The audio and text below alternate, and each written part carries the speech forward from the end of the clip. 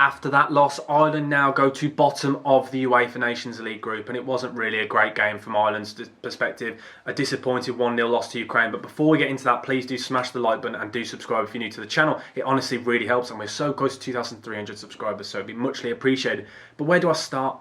I thought it was a really disappointing game from Ireland, to be honest. I think one thing that has to be questioned is with Stephen Kenny. I can see what they're trying to do. Ireland trying to pass out from the back.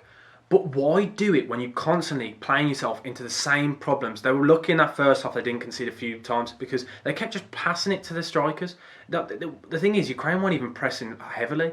It was just constant mistakes. And if you don't have the right tools to play this way, I don't understand the naivety or even arrogance to carry on playing that way. Quite clearly it wasn't working. Or occasionally mix it up, go long. But they came out in the first half, and that first 10 minutes, they really pressed Ireland in. And I thought, okay, this is going to be interesting because it was a weaker Ukraine side. I think we can all see that. A lot of players rested from them. Obviously not qualifying for the World Cup, losing out to Wales. So it was a completely different side. And they came out, all guns blazing, Ireland didn't, and had a few shots straight away, really set a good tempo, but then they fell off, and then they kind of just really sat in deep. But we've seen Ireland get results in recent years against Portugal and Belgium from sitting in deep and counter-attacking, so I thought, okay, maybe that might be the game plan, but I couldn't really work out the game plan. I thought Ogbeni, it was really poor today. I thought Callum Robinson as well wasn't too great, but my problem is with players like Ogbeni and Callum Robinson, they don't operate well in this kind of system, this counter-attacking style, because they drive with the ball and there's no end product with both of them. I found in that game, I thought Jason Knight was really good.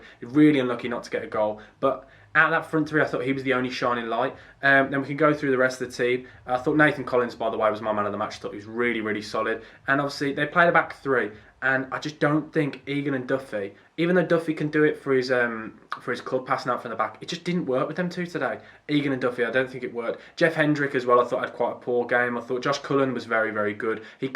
Him and Nathan Collins and Jason Knight, I feel like set the tempo for the rest of the side, but no one else really matched it. I felt like they really stood out like a sore thumb, but I keep going back to the same thing every time. I don't understand why Ireland were trying to pass out from the back.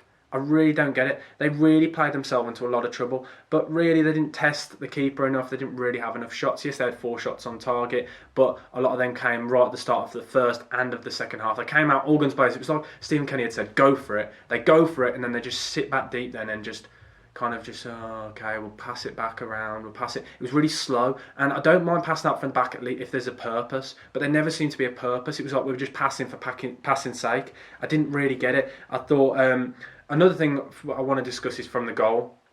A lot of question marks. People say Kelleher's in the wrong there, but it was just a great cross. If you put the ball into the corridor of uncertainty, Kelleher's waiting for maybe a flick on or a touch, so he's on his toes, so it's a really difficult one because he has to move very late. But question marks for Egan. What was Egan doing giving away the foul there? It was a completely needless foul, and it was like he was inexperienced. It was a really rash challenge. There was absolutely no need. An experienced defender, you'd expect a lot more from that, and I was really disappointed with that because I felt like Ireland really, they could have got a result there today because it was a weakened Ukraine side. You know what they're going to do. They're going to try and pass out from the back. But you know with Ukraine, when they lose, they've got such a high line and they press up so high that they can be very vulnerable to the counter-attack. But it just Ireland didn't seem to utilise that or even try and penetrate that defence at any point. So I was quite disappointed with that Ireland performance. I think Stephen Kenny got it wrong, and the passing out from the back has to go, to be honest. And a lot of changes need to be made.